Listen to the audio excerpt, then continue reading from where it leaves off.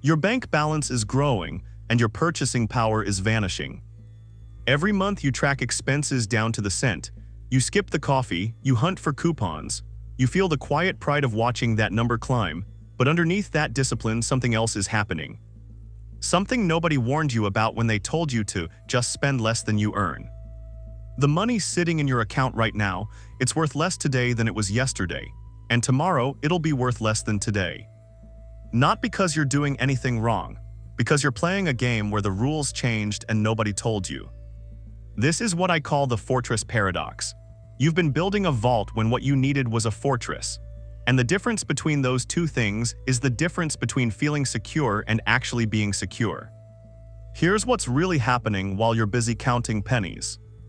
Right now in 2025, inflation sits at roughly 2.7%. That sounds abstract until you put numbers to it. If you have $10,000 sitting in a typical savings account earning 0.6% interest, that money is losing 2.1% of its purchasing power every single year. In real terms, that's $210 disappearing into thin air every year, without you touching it. But it gets worse. Most people don't just have $10,000 sitting still. They're actively feeding it, adding to it, feeling responsible. Meanwhile, the silent erosion compounds. What cost $20 in July 2019 now requires $25.18 for the exact same goods. Your money didn't shrink in number, it shrank in power. And that distinction matters more than most people realize until it's too late.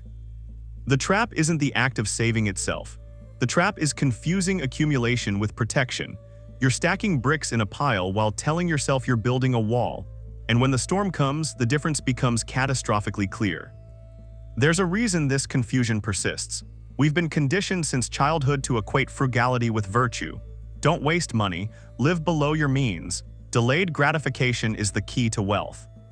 All true and all incomplete. Because what they didn't tell you is this: micro-frugality without macro strategy is just slow-motion financial suffocation. You're optimizing the wrong variable. You're laser-focused on preventing small leaks while ignoring the fact that the entire foundation is sinking. Think about the person who spends 20 minutes driving across town to save $3 on groceries. They feel smart, they feel disciplined. But they just burned $5 worth of gas, 40 minutes of life, and the mental bandwidth they could have spent building something that actually compounds. That's not frugality. That's opportunity cost dressed up as responsibility. And here's the part that stings: the anxiety doesn't decrease as the balance increases. If anything, it intensifies. Because deep down, some part of you knows the truth. You're not building security. You're building a number on a screen that represents less power every single day. The question isn't whether you should save. The question is what you're saving for, and more importantly, what you're sacrificing to do it. Most people don't realize they're operating from a survival posture. They're making decisions based on fear of losing what they have instead of building systems that eliminate the need for fear in the first place. There's a massive difference between those two approaches, and it shows up in the results over time. The defensive saver hoards cash and feels proud of the growing balance. The strategic protector understands that cash is a tool, not a trophy. One is optimizing for the appearance of security. The other is engineering actual resilience. Let me be specific about what strategic protection actually means, because this isn't just theory. It's the difference between reacting to chaos and being immune to it. Strategic protection starts with understanding that money has three jobs: immediate access, medium-term flexibility, and long-term growth. Most people treat all their money the same way. They dump everything into a savings account and call it financial planning. That's like trying to win a war with only one type of weapon. It doesn't matter how many you have if they're all designed for the wrong battle. Your immediate access money is your fortress wall.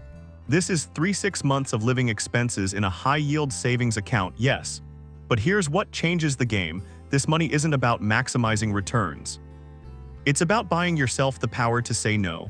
No to bad job offers. No to predatory loans. No to panic decisions. This is the money that lets you move through the world without flinching every time something breaks. But here's where most people stop. They build the wall and think they're done. Meanwhile, the real wealth is being built one layer deeper. Your medium-term money is your rapid response force. This is 1-3 years out. This isn't emergency money. This is opportunity money. The difference? Emergency money protects you from disaster. Opportunity money lets you capitalize when everyone else is scared. Market crashes, real estate dips, business partnerships. Life doesn't send you a calendar invite before it offers you the deal of a lifetime. If all your money is locked in safe accounts earning less than inflation, you don't have opportunity money. You have regret waiting to happen. And then there's long-term money. This is the money that actually compounds. This is the money working while you sleep. And here's the brutal truth. If your long-term money is sitting in a savings account, you're not investing in your future. You're paying a slow premium for the illusion of safety. Let's talk numbers, because abstractions don't build fortresses. Real tactics do. Inflation is currently around 2.7%. Traditional savings accounts average 0.6% APY. That's a negative real return of 2.1% every year. Compounded over a decade, you're looking at roughly 20% loss in purchasing power on money you thought was safe. Now compare that to strategic allocation. High-yield savings accounts are offering up to 4.35% APY right now. That's not just keeping pace with inflation, that's beating it by 1.65%. On $10,000, that's the difference between losing $210 annually and gaining $165 annually. That's a $375 swing every year without changing your spending habits at all. But even that's not the full picture. Because while your emergency fund should absolutely be in high-yield savings, your medium and long-term buckets need different tools. This is where people freeze. They've been burned by the market. They've heard horror stories. They think safe and growth are opposites. They're not, they're partners. And understanding how they work together is what separates the people who build real security from the people who just accumulate stress. Here's what the strategic protector knows that the defensive saver doesn't. Volatility is the price you pay for growth, but time is the weapon that neutralizes volatility. If you need money in 6 months, the market is gambling. If you don't need it for 10 years, the market is math. Look at historical data. Over any 20-year period, the stock market has never produced a negative return. Ever, not through crashes, not through recessions, not through wars. Time smooths the chaos, but only if you give it time. That's why the fortress has layers. The emergency fund stays liquid and accessible. The opportunity fund stays flexible but strategic. And the long-term wealth stays invested and untouched. Each layer serves a different purpose. Each layer protects you from different threats. And here's the thing most people miss. This isn't about being aggressive with money. It's about being precise. The defensive saver treats all money the same and calls it playing it safe. The strategic protector assigns each dollar a specific mission and executes with discipline. One is hoping for the best. The other is engineering inevitability. Let's address the elephant in the room. This entire conversation makes some people deeply uncomfortable because it forces them to confront something painful. They've been working incredibly hard to move in the wrong direction. That's not your fault. You were taught a system that worked in a different economy. Your grandparents could stash money in a savings account and watch it grow in real terms because interest rates were 5-8% and inflation was controlled. That world is gone. The rules changed, and nobody sent out a memo. But here's the thing about realizing you've been playing the wrong game. The moment you see it, you can change it. Not overnight, not perfectly, but progressively. And progression over time is how you build something that actually lasts. So what does this look like in practice? First, you audit. You look at every dollar you have and ask, what is this money's job? If you can't answer that question specifically, that money is sitting idle. And idle money in an inflationary environment isn't resting, it's rotting. Second, you allocate. You move your immediate access money into the highest yield savings account you can find. Not tomorrow, today. Because every day it sits in a 0.6% account is a day you're paying a tax for inertia.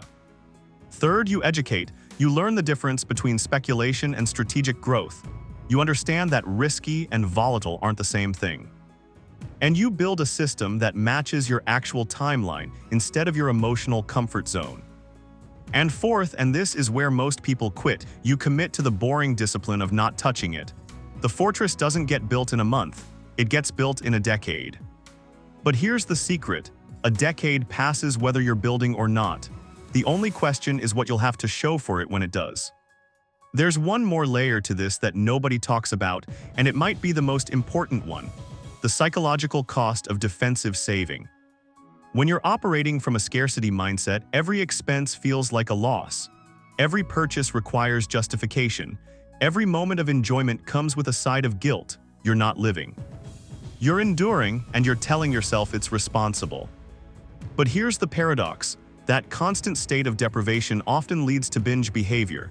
You hold back, and then you snap. You blow money on something you don't even want because you're so exhausted from the restriction. And then you feel worse than if you just built a sustainable system in the first place. Strategic protection doesn't work that way.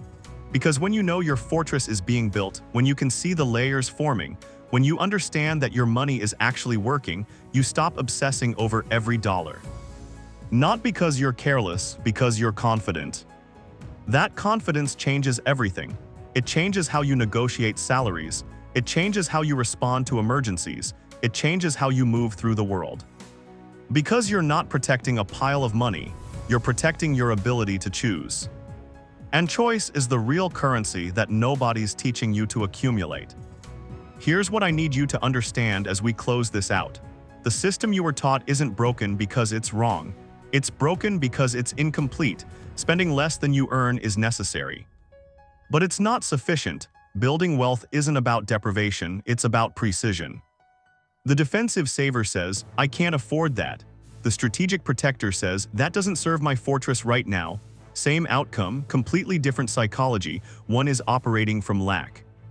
The other is operating from strategy. And over time, that difference compounds just like money does. So ask yourself this: are you building a vault or a fortress? Because if you're just stacking money in a pile and hoping inflation doesn't notice, you're not protecting your future. You're postponing your present and losing both in the process. The fortress has layers, it has purpose, it has resilience, and it's built by people who understand that security isn't a number, it's a system. Build the system, the number will take care of itself.